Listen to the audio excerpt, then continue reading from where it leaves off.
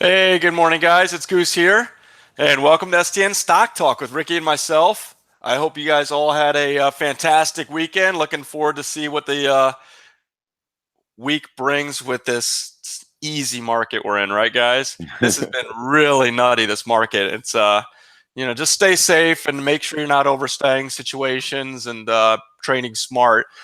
Feel free to go to stocktraders.net. We have a free trading room there. One of the leading online trading communities. We got a lot of stuff to offer over there.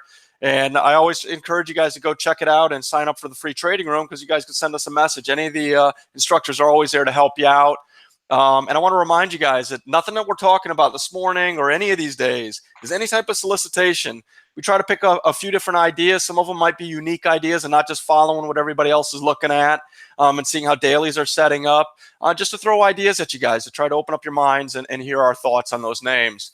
And we're not trying to throw 20 at you. We could easily do that with our scans, but that's not what we're here for. Just a little bit of a different perspective maybe on a couple things. With that being said, I'm going to turn it right over to Ricky, see what he's got. I think he's got a couple really good ones, and I'll be back with you guys shortly. So let's have a great day. Thanks a lot, Goose. Good morning, everybody. I hope you guys are adjusted to the daylight savings. It's still dark out here when I wake up now, thanks to the clock change. First thing I'm watching today, guys, is PRKR, or I guess I should say was watching. This is one of the longest running shams that just gets recycled over and over. And when I started watching them this morning, they were gapping up on news that the court case they have against Qualcomm and Apple has been moved to Southern California, which is beneficial to them, blah, blah, blah. Man, just look at the long-term chart. Any question where this company is heading? Okay. So it's not gapping up anymore. It gave the whole gap back, but you can tell it was pushing some levels that I was starting to get interested in. And I'm going to keep it on watch just in case those chasers come back in and push this price back up. The company is non-compliant with NASDAQ at the moment, and no, it's not for the minimum bid. This is, in fact, for a much harder problem to correct. They are below the 35 million minimum market value of the listed securities. And so they only have two ways out of this situation. They need to either issue more shares and somehow don't kill the price in the process, in which case they would probably have to almost double the current OS. Or they have to get the price over $1.75. And I'm not sure how they intend on doing that, but they don't have very long to do it since they already used up their grace period on the extension. The only thing holding this off from delisting is the upcoming meeting with the panel to discuss their plans. Good luck on that one, guys. I would not want to be them. I'll be short biased on any substantial pops on this turd, guys. I hope they do, but as of right now, it's looking like a dud. So let's move on to the next one on the list, guys. The next turd we have is EGLT. Another quick glance at the long-term chart tells you everything you really need to know. They posted better than expected earnings, but that's not saying much when you're known for setting the bar so low. I'm really hoping for some obvious extension on this one. I would love to see it push that $1.50 area for where I would start to look and stalk it for the first lower high, get myself some levels to trade against, and have some defined risk. We'll see if it can get over one at first. These guys, every time they've ever popped, I have them on my watch, and they tend to extend quickly and then give the whole move back right away. They just love to spike and die. The last thing on my list, guys, is actually something I'm bullish on, which I know might sound weird for me. So it's MDCO, and let's pull up this. This is the daily. I want to switch to the weekly on it. This is one of the more bullish charts I've seen in a very long time. So they've had a big sell-off. It was in a really long downtrend. And you can see they finally broke above that. They came back, they tested it, and it's also kind of been curling with this 20-day. They reclaimed the 200, or actually it's not the 20-day, it's the 20 period. This is the weekly. They reclaimed the 200 period. And then if you do go back to the daily, you'll see that downtrend they broke. And you'll see this thing just trending now with the 20-day, the 50-day. You have the 20 crossed over to 50. We're back above the 200. This thing looks primed, and it is gapping up as of right now. We're at 36.24, so we're just about up in this area. I would be really, really bullish on any pullback to these 35s, and I'd be looking along this thing. So, yeah, I am bullish on something today, guys. That's it for me. I'm going to hand it back over to Goose to see what he's got on watch for this beautiful Monday, and we're going to get this day crack-a-lacking. Goose, what you got, man? Hey, thank you, man. Good job on those. Just a few quick ones for you this morning, guys. I think everybody's a little tired from this time change, so I'll just keep it real short on a few that I like. I want to start off with RGNX. So RGNX, here's my thought on this. It's down a little bit on a downgrade or price lowering. I always look at this as opportunity. It made this big push. I'm looking at it as a retrace play. I drew a couple lines.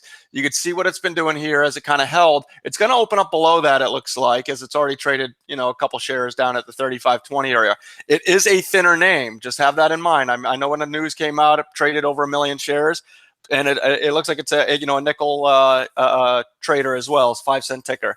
But what I would love to see is on a downgrade, I'd love to scoop some down here at 34.50, have some defined risk, maybe off 34. But I'm looking to long this thing and look for a push back up on 38. Especially if we have a nice market today. I'm not buying the fact that just on the downgrade, I like the retrace. You guys know I like these retrace plays. That's a big move down from that 42 area. And I think there's definitely room for push back up on towards 38. So it could set up for a real nice trade. Remember, it's all about entry on these, especially if you're looking for, on these 5-cent tickers. Make sure, you have your levels and just have defined risk on them. It's not a matter of catching a falling knife. I have a reason for it. I drew the lines. I know what I'm looking at here, and I'll have a defined risk off a certain, if I get in at 34.50, I might use 34 as my out. So just have your own defined risk and your own plan on it, but I'm looking for a bounce off this possibly today. I like that it, made that high. Second day, it tried it again and never really broke this prior low. Obviously, it's going to come in a little bit below that just based on the downgrade. I think that's opportunity for me, and I'm going to try to long some down in here. I'm going to switch over to AAP, Advanced Auto Parts. Listen, I really like this chart. I'm looking for a 119.30 breakout on this. It really hasn't traded yet this morning. And I definitely think there's a room for, a $2 to $3 move on this. Has to get through 120, but I think it'll do it pretty quickly as the stock does have some range, especially if we're going to open up with a decent market. I'm hoping we just have some continuation from up market this morning.